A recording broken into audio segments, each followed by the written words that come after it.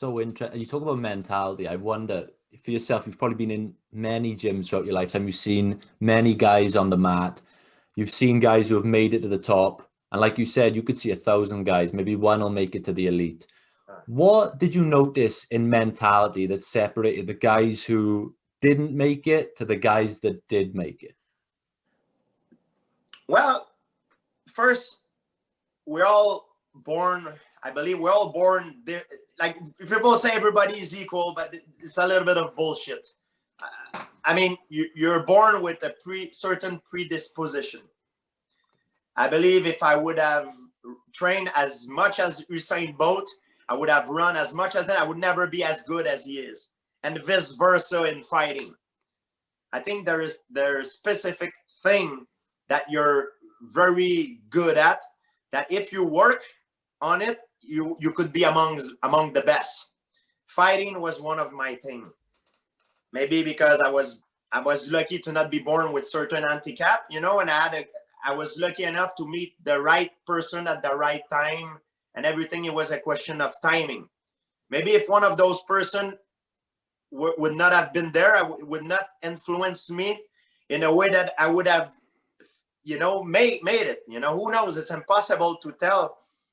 But one thing that I can tell you for sure that is common to every champion in sport of mixed martial art, because I gravitate into all my life, is when you training in mixed martial art, you should not be afraid to get out of your comfort zone to learn. If you stay in your comfort zone, you'll be a big fish in a small aquarium. You want to be a big fish in the ocean. And for me, when I start, I remember when I started my professional career, there were a lot of guys that were just as good and maybe better than I was. However, I surpassed them because I went to New York. You know, I went to Los Angeles, I went to Thailand, I went to Brazil, train in different places. And it's not fun at first. It's very intimidating to go in a martial art gym that you never been before, because it's a contact sport. Everybody is looking at you and everybody wants to challenge you. And it's a very uncomfortable feeling, because, you know, guys, they're going to try to hurt you. They're going to try to test your will.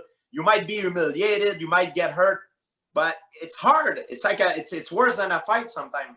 And I was willing to do it. I was afraid, but I was willing to do it. Even though I didn't have money, I took my car, I drove to New York, not even knowing if I could make it on the way back, because my car was so badly in bad condition. I didn't have the money, couldn't speak English at the time. I was speaking more Spanish. I lost myself in the Bronx. I was like, hey, por favor, ¿dónde está Manhattan? They were like telling me the direction. But I did the sacrifice and I made it. I got out of my comfort zone. A lot of the guys, they want to remain in their comfort zone. So during the training, it's a grind. There's no glamour to it, especially in the beginning. It's a hell of a grind, and you're gonna face many obstacles, and you're gonna fail so many times. You're gonna get your ass kicked so many times. You're gonna be humiliated so many times, and it hurts. It really hurts.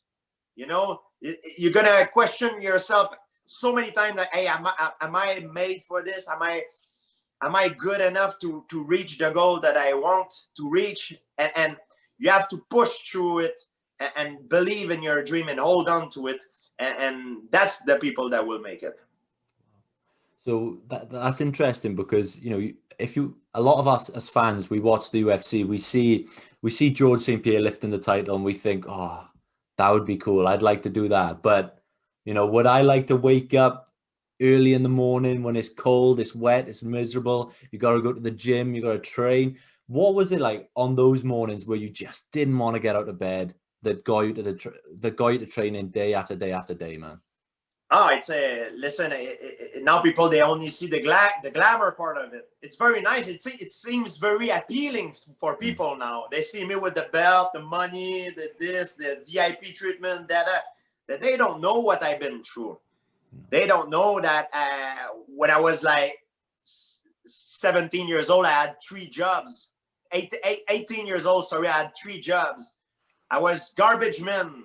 I was studying in kinesiology. I was working with a governmental program of delinquent teenager, and I was doing security in a hip-hop nightclub at night. They don't know that about me, and I was broke. And all the money, all the reserve of the money that I gained, I invested on myself. I did not invest it on jewelry, cars, and bling bling to show off people that have money. I invested on myself, you know, invested on massage, therapy, trip to New York to learn new jiu-jitsu skill, training with the best guy of jiu-jitsu, trip to Brazil, trip to Thailand, trip to Los Angeles, trip to acquire more knowledge. But a lot of guys, they make the mistake, they don't invest on themselves.